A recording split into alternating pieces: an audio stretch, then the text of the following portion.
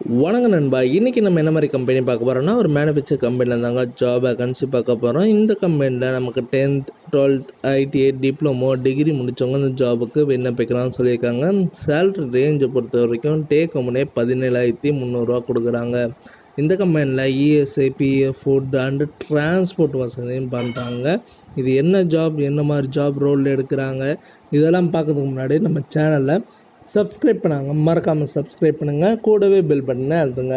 அப்போ தான் நம்ம உடனே வீடியோ போடும்போது உங்களுக்கு நோட்டிஃபிகேஷனாக காட்டும்.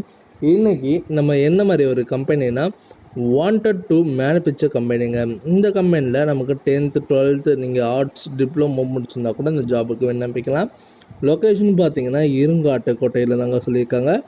சேலரி பொறுத்த வரைக்கும் டேக் ஹோம்னே 17,300 கொடுக்குறாங்க சிடிசியில்.